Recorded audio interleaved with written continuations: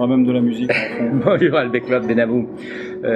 Vous nous avez déjà accordé à Educavox un entretien, ça se passait à Marseille si ma mémoire est bonne, et vous nous aviez présenté à ce moment le projet Sankoré, le point de la situation, où est-ce que vous en êtes?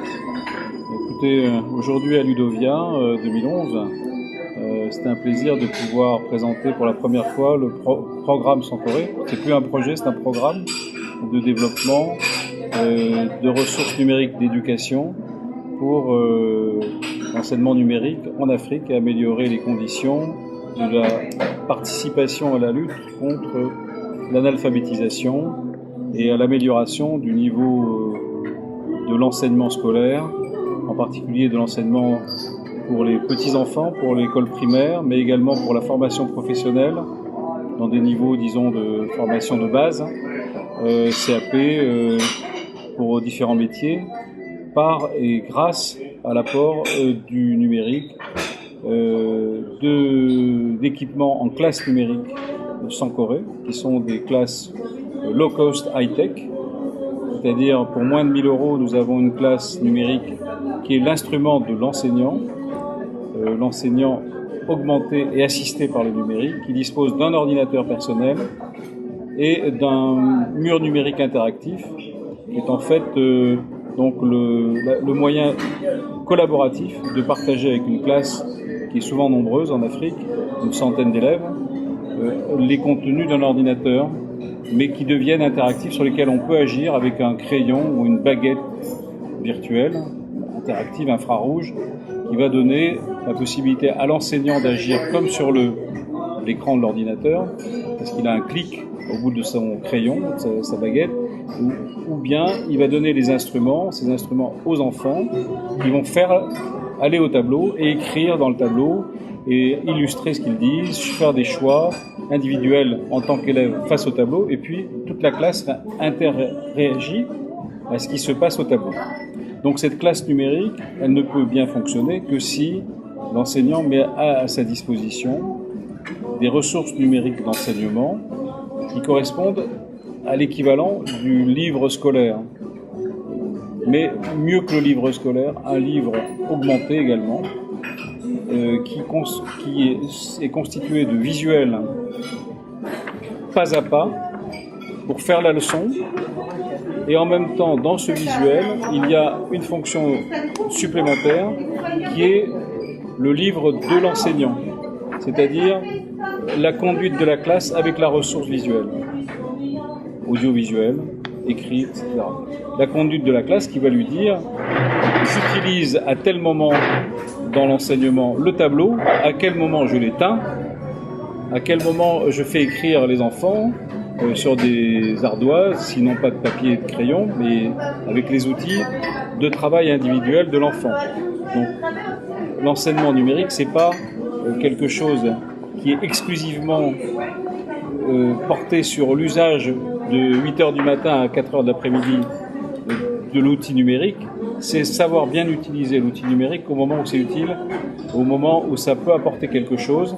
Et évidemment, quand les enfants n'ont pas de manuel scolaire papier, n'ont pas de livres scolaires, et que les maîtres en ont très peu, voilà, ça fait un problème. À Ludovia, et en particulier hier soir, moi j'ai été admiratif dans votre organisation de ce barcamp, et je crois que ça a été unanime. Il n'empêche que votre façon de parler du livre vous transforme en véritable avocat. Certains utiliseraient d'autres mots que je n'utiliserai pas ici, mais disons que on vous entend dire... Pardon ? Je suis un partisan. Partisan du livre. Alors, en 2 mots, 3 mots, pourquoi vous êtes partisan du livre? Alors, parce que déjà par la mission qui m'est confiée pour l'éducation numérique en Afrique, si je ne suis pas en mesure de donner ce que l'écosystème des enseignants est capable de produire, et non pas de le vendre, je passe en grande partie à côté de la mission qui m'est donnée.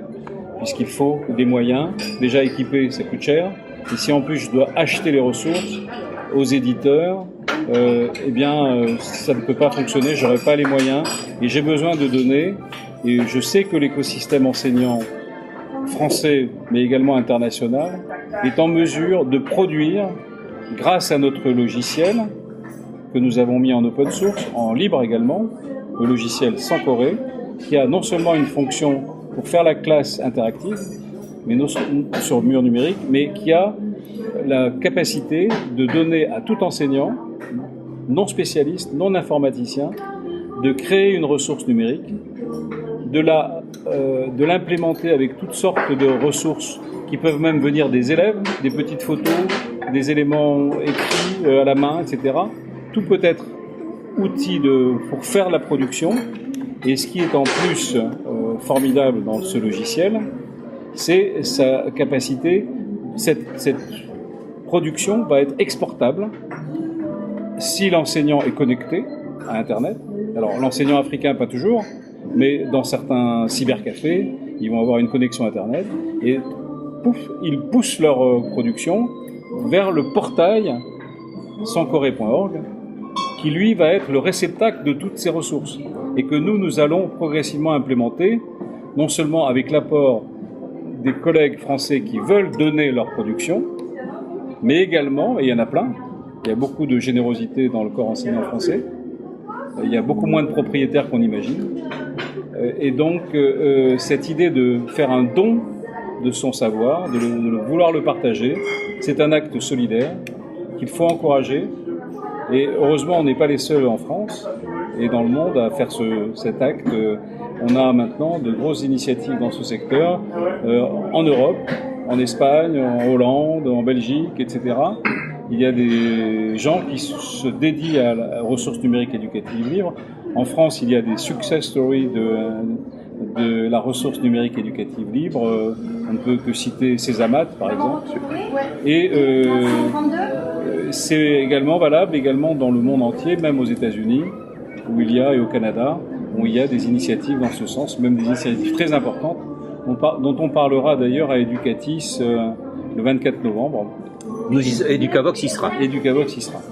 Voilà, dernière question, si vous me permettez. Vous êtes à l'origine de l'université numérique thématique. Des universités numériques thématiques. Quel regard vous portez aujourd'hui sur la situation du numérique dans l'enseignement supérieur en France, même si on s'éloigne un petit peu de l'Afrique à ce niveau-là?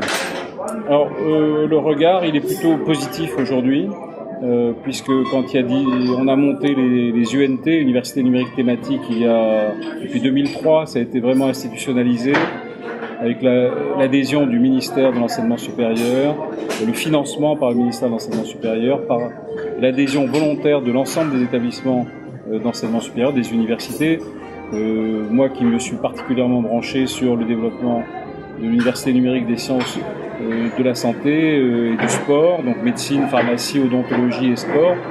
Maintenant, nous avons toutes les universités qui enseignent ces disciplines en France font partie du consortium d'un groupement d'intérêt public UNF3S.org. Si jamais vous voulez y aller, eh bien, c'est extrêmement positif parce qu'on a des parcours depuis les premiers cycles jusqu'au deuxième, troisième cycle de formation universitaire, pour lesquels les collègues français, francophones, et de plus en plus francophones, même à l'étranger, même au Sénégal, même en Afrique, et de plus en plus de collègues qui participent à la constitution de banques de ressources universelles, portant sur l'ensemble des problématiques qui sont traitées dans les cursus. Et tout ceci constitue un trésor fabuleux qui est à la disposition de tous gratuitement, même sans password. Donc c'est une initiative extraordinaire qui rend service au quotidien à de plus en plus d'étudiants français, mais également dans le monde entier, francophones, qui se savent que l'université, l'UNF3S.org, pour eux, c'est la meilleure banque de ressources pour travailler et pour apprendre et pour passer les concours. Merci beaucoup. Merci.